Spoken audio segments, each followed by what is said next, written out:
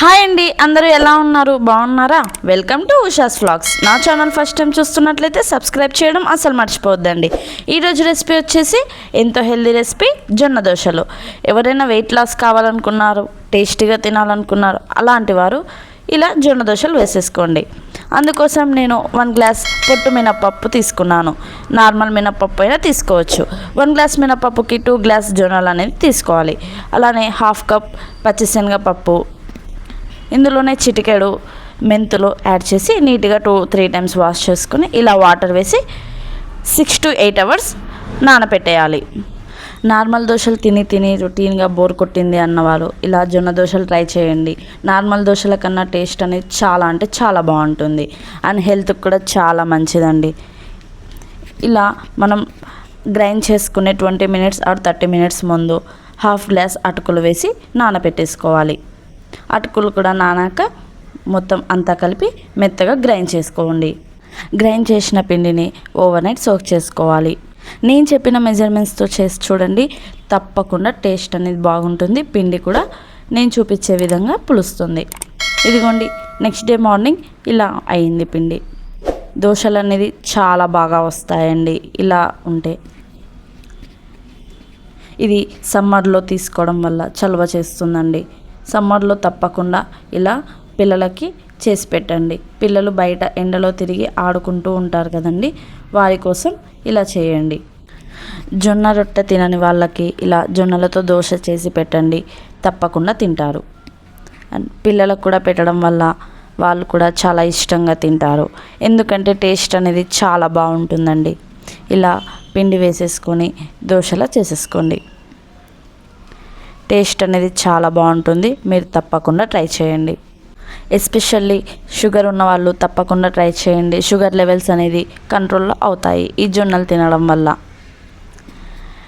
మనకు రైస్ కన్నా ఇలా జొన్నలతో తినడం వల్ల హెల్త్ అనేది చాలా కాపాడుకునే వాళ్ళం అవుతాము. సో తప్పకుండా ఈ జొన్న దోశ అనేది ట్రై చేయండి.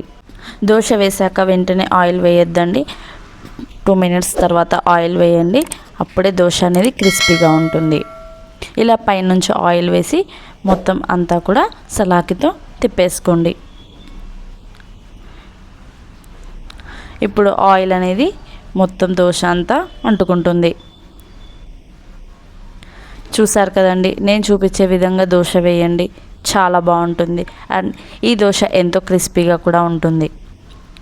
నేను ఇక్కడ పొట్టు మినపప్పు తీసుకున్నానండి, ఎందుకంటే హెల్త్కి చాలా మంచిది కాబట్టి. మీరు కావాలంటే అందుబాటులో లేకుంటే నార్మల్ మినపప్పు అయినా తీసుకోండి.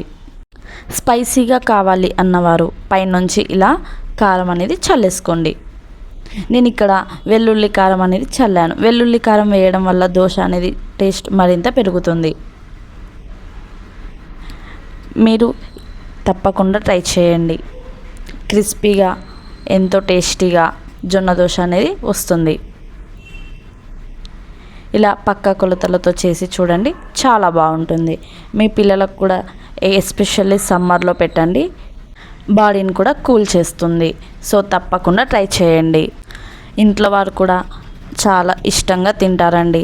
2 దోశలు తినేవారు 3 దోశలు తింటారు, అంత బాగుంటుంది టేస్ట్ అనేది. తప్పకుండా ట్రై చేయండి. ఇలా కొంచెం గోల్డెన్ బ్రౌన్ కలర్ వచ్చే వరకు దోశని ఫ్రై చేసుకోండి. చూసారు కదండి ఎంత క్రిస్పీగా ఉందో దోశ. అంతే అండి, చాలా సింపుల్. మీరు కూడా తప్పకుండా ట్రై చేయండి. ఇదిగోండి, నేను చూపించే విధంగా చేయండి. ఇలా టేస్ట్ అనేది చాలా బాగుంటుంది అండ్ దోశ కూడా రెడ్ కలర్లో బాగా వస్తుంది. మనం బయట కొనుక్కునే టేస్టే ఉంటుంది. ఇది పల్లీ చట్నీ ఆర్ కొబ్బరి చట్నీ కాంబినేషన్తో తింటే టేస్ట్ అనేది చాలా బాగుంటుంది. హోటల్ స్టైల్ దోశ కావాలంటే ఇలా ట్రై చేయండి, చాలా బాగుంటుంది. ఈ రెసిపీ మీకు నచ్చినట్లయితే మీ ఫ్రెండ్స్కి షేర్ చేయండి, లైక్ చేయండి. మీరు కూడా తప్పకుండా ట్రై చేసి రిజల్ట్ అనేది కామెంట్ బాక్స్లో చెప్పేయండి.